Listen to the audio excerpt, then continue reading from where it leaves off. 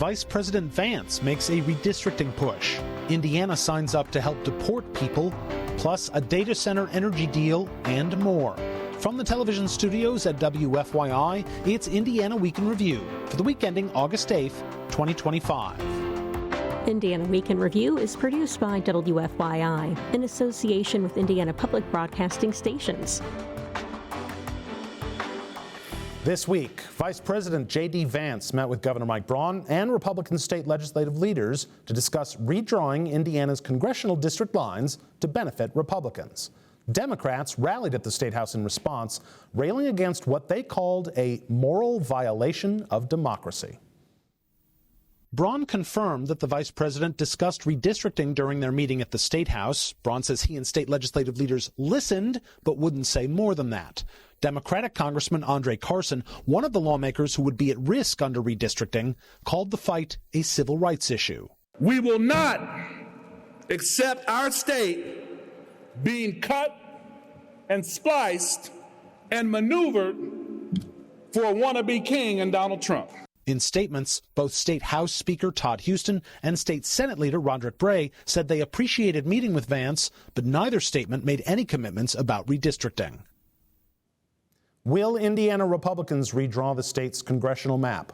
It's the first question for our Indiana Week in Review panel. Democrat Ann Delaney. Republican Whitley Yates.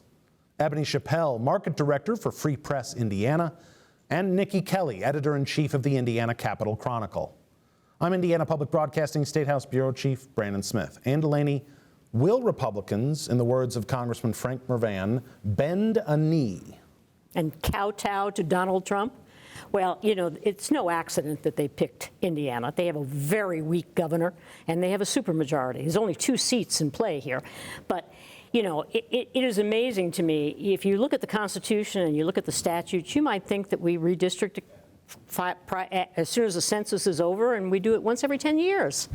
But Donald Trump is concerned about the 2026 election, with good reason, because his popularity numbers are dropping like stone, and his policies are hurting average people, and people are tired of the chaos. So he wants to rig the election to maintain his power, because he's actually even thinking of running a 3rd term.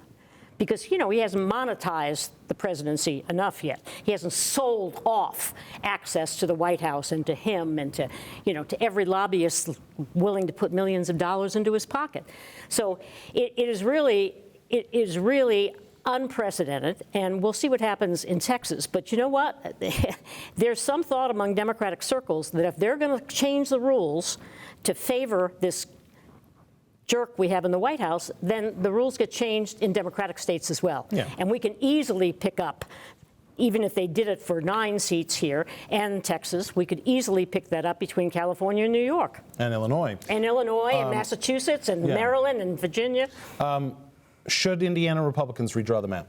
No, I don't think that they should. I think when we were talking about redistricting during session, people were very much against it. And so when you think of conservative Republicans, the federal government coming in and having a press tour to get you to do something that you said you wouldn't do when it came to property taxes and things of that nature, to now do it doesn't feel very conservative. And I think that it is dangerous and could leave some of them in an influx to lose their seats.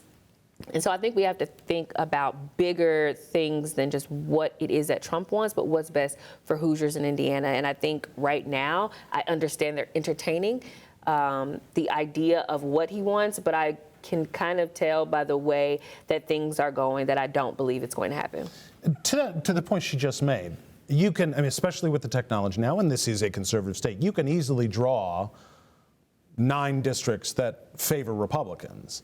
But especially around, if you're going to crack Indianapolis into several pieces, and which you'd have to do in order to essentially write out Andre Carson, if you're going to crack the region a little bit in order to get rid of Frank Mervan, are you potentially creating seats for Republicans that aren't going to attract the kind of Republicans who serve in Congress in this state? I think it is a risk, but I think the people that are pushing this are not deeply considering that risk. And I want to take a moment to highlight the fact that Whitley and Ann have agreed on this topic. I think that is fantastic, but I would agree as well. I think it's a bad idea, but to Ann's point, as long as we have the governor that we have, we can expect a lot more knee bending and other forms of genuflecting. I'm glad to hear that there are people that don't necessarily agree with that. So hopefully this is something that doesn't come to fruition here in the state of Indiana. You're exactly right about that, because he could stop the discussion right now. We don't have a special session unless the governor calls it. Yeah, that's true. Yeah. It feels like Texas is the domino. If Texas now, and right now Democrats are resisting that by leaving the state and being sheltered and being sheltered in Illinois, which obviously couldn't happen here because the supermajorities. But if Texas doesn't happen, it feels like all the other stuff doesn't happen. If Texas does, and some of the Democratic states respond, how much pressure will Indiana then be under? Yeah, Texas is the tipping point. If they do it, I don't think Indiana Republicans are going to be able to withstand that pressure. Yeah. And to be fair, though, I'm not hearing, even off the record, I haven't heard any Indiana Republicans who are like, yes, let's do this, save for one tweet from Lieutenant Governor Micah Beckwith. I don't think they like how it's going to look. I don't think they like the cost. I don't think they like pretty much anything about it, but they're also worried about, if we don't follow, like, what does that mean for us on other financial things that we need from the federal government? Will we lose funding for managed care? Will we lose, and so they're worried about sort of both things. The retribution in that Banks sense. and Todd Young. They need those votes in the Senate, too. It's not as if the Senate has a huge margin for the Republicans, and they could stand up like they did in Alaska and demand things for Indiana instead of giving us pollution, more expensive electricity, and housing people who may or may not be criminals. Yeah, that's all we get from them. All right, time now for viewer feedback. Each week, we post an unscientific online poll question. And this week's question is, should Indiana lawmakers redraw the state's congressional district map? A, yes, or B, no. Last week, we asked you whether people experiencing homelessness who have mental illnesses should be involuntarily committed. 38% of you say yes, 62% say no. If you'd like to take part in the poll, go to wfyi.org/IWIR and look for the poll. Well, Governor Mike Brown said this week he wants the federal government to reimburse Indiana for any costs related to state personnel helping enforce federal immigration laws.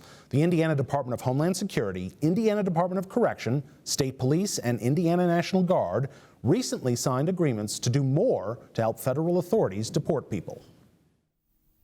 ICE arrests have surged since President Donald Trump took office, and recent federal data shows that 1 in 4 people arrested by ICE in Indiana in June had no criminal charge.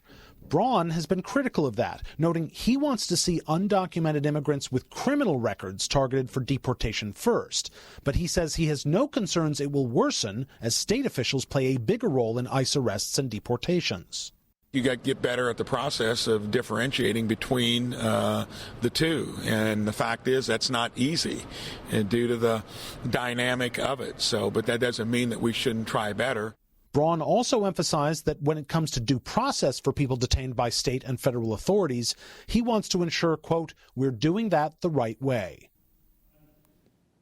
Whitley, will Mike Brown face any blowback for using state resources, at least initially, to act as federal immigration authorities? I don't believe so. And I don't think that people will look at it in blowback. I think they'll look at it as a backup. I think it's seen as a collaborative partnership as opposed to something that would be consistently draining the resources. However, I do find it interesting that Braun has already asked for money to be paid back to Indiana for supporting and having such a partnership. And so I think even in that request, he's thinking about how is this going to play on our finances, especially coming after this budget session. Yeah. But more importantly, making sure that criminals are off the streets and that we are working together with all of our law enforcement partners is really important. I think Mike Brown is absolutely right that he's saying, like, no, if we're going to, there's already long-standing collaboration with federal authorities to help them in whatever way they request. But these new agreements go a step further, and they're actually almost, in a sense, deputized as federal authorities to do some of this work, housing them at Miami Correctional, for instance. He's right to ask for reimbursement. should he be confident that this particular administration is going to be giving out that money in any kind of timely manner? No. No, and he won't stand up to them when he doesn't get the money. You know, the irony of this is a perfect example of him being taken to the principal's office. Last week, he complained about the fact that we weren't locking up criminals. We were locking up people who weren't here legally, right, but they were not violent criminals, which is the way it's been sold. And then he gets, he shouldn't have said that. He shouldn't have said that. So now he's offering 1,000 beds without an agreement as to who's going to pay. And I don't see him, he is so weak, I don't see him standing up to Donald Trump saying we're not going to take them unless. I don't see that. He's going to fold as penance for having said the right thing last week. Do you think that the state will have to spend resources without the immediate guarantee of federal reimbursement? I mean, they might have to. And what's really interesting is we're talking about whether the feds will reimburse the state. The state owes like $14 million to counties for this same kind of thing, for housing state prisoners in local jails. So, you know, I know we technically have 1,000 beds, but they're not in use now because we don't have enough staff for them. So the money has to come from somewhere. Is that, you know, some of this is obviously the politics of it, right? Mm-hmm. There was attention being shown on the fact that Indiana didn't have any of these what are called 287G agreements with ICE, and all of a sudden, boom, now we have them. From the political standpoint, is just having signed the agreements enough without having to necessarily do a lot of work yet? I do think that this is just completely abhorrent, the fact that he would agree to it in the first place. So let's just start there. I don't think he's going to get the money back that he's asking for, to the points that have already been made. And in an already cash-strapped state, we have education funding that is jacked up, people at risk for not having proper health care, rural hospitals at risk. This seems like a total misstep on the governor's part to participate in it in the first place, especially with no guarantee that it's not going to negatively impact our finances. And somebody ought to tell the people in Washington that Miami County is nowhere close to Speedway. Yeah, naming it the Speedway Slammer. I mean, you don't want, in Indiana, you don't want to mess with the Indianapolis Motor Speedway very much, do you? No, I do think that Roger Pinsky could have went a little bit harder with his, comments about not using IndyCar branding and things like that. But I do appreciate that he spoke up for his organization. Yeah. All right, Indiana, Michigan Power, and Google announced what is called a demand response structure this week, signaling ways the utility will handle what is likely to be one of its largest consumers. The agreement was filed late last week with the Indiana Utility Regulatory Commission. If approved, it outlines Google's plans to transfer some of its clean capacity generated by clean energy resources to I&M. The power company will then use that capacity to meet its own power distribution needs to its customers. It is unclear from the documents what constitutes clean capacity. They also agreed for Google to reduce or shift its energy demand during periods of peak load on the utility. The consumer advocacy group Citizens Action Coalition filed a petition to intervene in the proceedings before the IURC.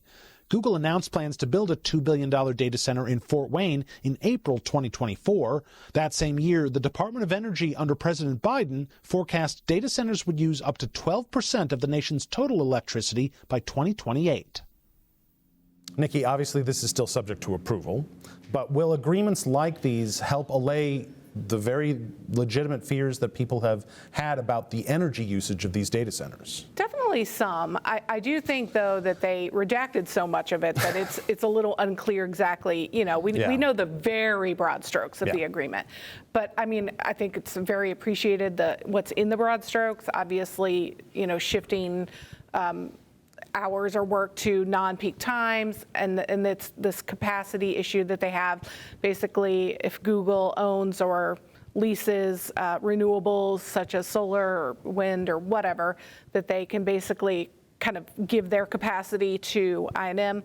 Great, but again, we don't know what any of that is off of this. So great start. Just hope they, give a little more detail as it moves forward. Republicans at the State House, as much as anybody else lately, have started to express some concerns about we're getting multiple announcements of these data centers around Indiana potentially coming. And there have been serious concerns about what is that going to do to Indiana energy. Is something like this going to help quell any action maybe from the lawmakers? As far as quelling action, I'm not sure, especially considering that we're already in an interesting place with the EPA and wanting regulation or not wanting regulation about the environment. So, I'm a little shaky on that. As far as the community's concerns, I think the attempt at trying to restrict how much power Google has access to is a step in the right direction, and Fort Wayne could be a model for other places in the nation where this is happening. However, when I think about places like Memphis, where these data centers are literally choking out its citizens, we also have reporting of what's happening in different counties here in the city of Indianapolis, with people having their environment disrupted by the existence of these data centers. So I think it's a step in the right direction. We got a little bit further to go as far as making sure everybody feels comfortable with what's going on. To the point Nikki made about the redactions in these, there's always going to be redactions in these. You're never going to learn everything. Is what you're seeing so far from these a good sign? I'm going to be honest. I think the problem that we're having here is transparent. I mean, and I'm sorry. She does that. She does that. Yeah, she does that to everybody who leads with that. I'm trying to be honest here, specifically around energy, because I am someone that is quite deep into energy and protecting it and depoliticizing the environment. The problem that we have is because we don't know what's all in the deal, there's a level of transparency and accountability that the community will never have because of the way that the deal was forged. And so now you have a community that is upset about how much energy something is going to use, excited about potential jobs, but upset about energy. But then with a redacted version, it's hard to even address some of the issues. And so how do you measure results when you don't know what's inside of it? But it is private business. Yeah. And so I think there's a part of me that says, yes, that they should be able to operate as a private business. However, when the private business is taxing on the residents in the community, then I think you should. And getting incentives from state and local government. Yes, but to that point, that's really where the IURC can play a bigger role, because they can see some of the stuff that we're not privy to. We should have a shout out to the Citizens Action Coalition and Ben Inskeep for raising these issues. In some states, they're required to provide their own power.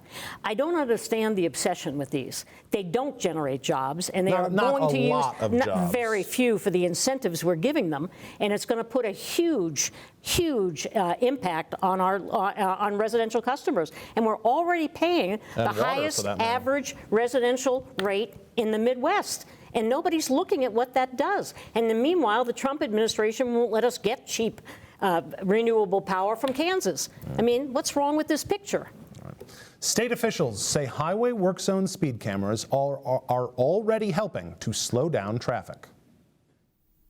Indiana Department of Transportation Deputy Commissioner Jason Kaiser says 25,000 notices have been issued since the enforcement period began in May. Since it has started, we've seen a 70% reduction in that number of people speeding over 10 miles an hour in our work zones. Under current law, the speed cameras can only be used in 4 locations at a time. Right now, there are speed cameras on I-465 and I-69 around Indianapolis and on I-65 in Lake County. But Kaiser expects the program to spread statewide once it gets beyond the pilot phase. Enforcement zones are clearly marked, and speeding drivers are issued a warning before fines are imposed for additional offenses. This isn't a gotcha. We're not trying to, bring in a bunch of money for the state or anything like that. This is really about safety, not just our workers, but yours as well. Kaiser said about 270 people have been killed in the state's work zones over the past decade, and the severity of crashes can be reduced by lowering speeds. Ebony, it took a long time, years and years, for lawmakers to approve even the pilot program. Do you think there will be much appetite to expand it further? I do think it's important for us to pay attention to our traffic. In addition to car safety, there's an Indy pedestrian safety group that is tracking this. There have been 463 accidents this year, 15 of them fatal, and that's just this year alone. So I do think it's important for us to pay attention to whether or not that should mean cameras everywhere. I'm not really sold on that. I also want to point out, I don't know if you guys saw this U.S. News and World Report about Indiana being ranked #1 for roads in the country. Absolute lies. So not sure where that came from. Yeah, not sure where that came from, but yes, yeah, I would like to see something expanded as far as paying attention to traffic safety. Do you think it's going to stay a pilot program for a while? I think at most they would be okay with a few more, again, only in the work zone on the highway. Yeah. But we're not going to ever see them go to red light cameras on the, city streets. Yeah, like that. Exactly. I don't think that'll ever go there. Should they go a little further with this? I tell you, I'd like one on my street. I think there are people going 50 miles an hour on a residential street that has lots of kids playing ball in their front lawns, and it really is very worrisome. Since I really have noticed a difference since COVID. It is like traffic laws don't apply anymore. Speed limits aren't there anymore, and it's worrisome. Well, I think it was House Roads Committee Chairman Jim Pressel, who in a presentation about traffic safety a couple years ago in a committee hearing said, it used to be you could go about 8 miles, like on a highway, you go about 8 miles per hour over the speed limit, and that was like the generally accepted, you're not going to get a ticket for that, you'll be okay. And he said now it feels like 15 is like the standard that everybody's going. I'll stick with my 5. Yeah, no kidding. The rule was 10. So. Yeah, well, but I mean, it is, but there's also data to back up that what he felt, which is that the average speed on Indiana highways is getting faster. Do we need this in more places than just work zones? No, I don't want cameras all over the city watching us, unless they're IMPD cameras in downtown Indianapolis. I have issues. I have issues with this, and I also lost a cousin to a drunk driver, so then there's also issues with road safety. But I do think that there is a balance in keeping them in areas that have construction. Indiana's infamous for its road construction. Yep. And so making sure that people are being wise to the people working and helping to create a better infrastructure for us is important. Having them just anywhere and everywhere recording us and all of those types of things, absolutely not. At the same time, does the camera stop people from going faster, or will we have the same amount of incidents, but the state just makes more money because they get more tickets? Well, so far that's not the way it's worked in other states. We have, and according to INDOT, we're seeing it even here, where you're seeing the average speed through the zone drop. And in other states that have had these for a while now, you're seeing a fewer number of incidents in those work zones. Because Nikki, part of the selling point here is, we should obviously care about the workers in the zone. But actually, the majority of fatalities or injuries in work zones are the drivers. Yes. So this is good for everybody, but that hasn't, and that's, I think, what finally put lawmakers over the edge on this, right? Yeah, I think so. And like I said, I think the data is showing that it's working in the pilot, and maybe we'll get a few more added to that, but probably not much more about that. Yeah, and I will say this. You talk about not wanting cameras everywhere, and it's one of my favorite issues at the State House, because it's what Mike O'Brien likes to call the circle of the political spectrum, which is folks on the right don't like the privacy questions, and folks on the very left don't like the privacy questions raised by those cameras. Right. Yeah, exactly. All right, finally, speaking of Indiana drivers, they can now purchase a new specialty license plate at the BMV called a Blackout plate. You can see it on the screen there for folks who can't see the screen. It's an all-black plate with white lettering for Indiana, the numbers that they need, and then whatever your numbers and letters on the plate itself is. Indiana joins a growing number of states with that option. The plates cost $45 on top of the standard BMV fees. So Whitley, are you getting yourself a Blackout plate? Absolutely. I had a black car. I just ordered a new black car. It should arrive here soon. I want the Blackout plates. It's sleek. It looks sophisticated, especially for people that have black cars. I think it's great. And this is really just a moneymaker. This is absolutely. Lots of other states are doing it. A lot of people really like the look and the sort of modern feel of it, and so why not? Do you like the look of the Blackout plate? Not particularly. It's better than Wander, Indiana, but not much. It's been a while since Wander, Indiana. It's been a while since Wander, Indiana. I think, to me, when I see them out on the road, too, I think I've noticed them first, like Iowa plates had them. I think they're easier to read, too. Yeah. So if you're like, hey, I don't like the way that. Speeding, you better know that. Well, this is my thing. Absolutely. Yeah, and they can take all that extra money and put that speed camera on Ann Street. So, Thank you. let's make it happen. I don't think they're going to do that. But the nice thing is, as we're looking at, we need more road funding dollars in the state of Indiana. I don't know that this is going to be the only way we get it, but it certainly can't hurt. It can't hurt. It doesn't feel like a tax. No. Another tax. Another tax. It is, but it doesn't feel like voluntary. it. That's the point. It is voluntary. That's right. Which is why I won't be doing it, because unfortunately, You're not gonna volunteer. Unfortunately, I have a hybrid vehicle. I'm already paying an extra fee at the BMV. I'm not adding. I am not paying another $45 on top of that. I'm sorry. I'm just not doing it. But they do look cool. All right. That's Indiana Week in Review for this week. Our panel is Democrat Ann Delaney, Republican Whitley Yates, Ebony Chappelle of Free Press Indiana, and Nikki Kelly of the Indiana Capitol Chronicle.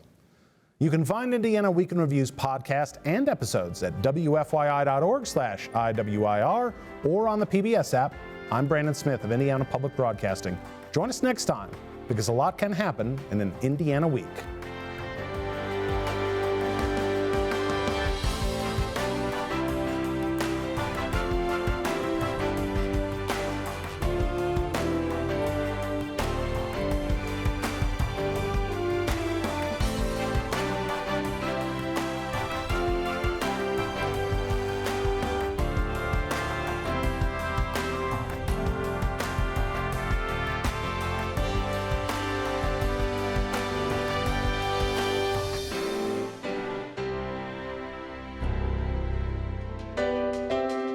The views expressed are solely those of the panelists.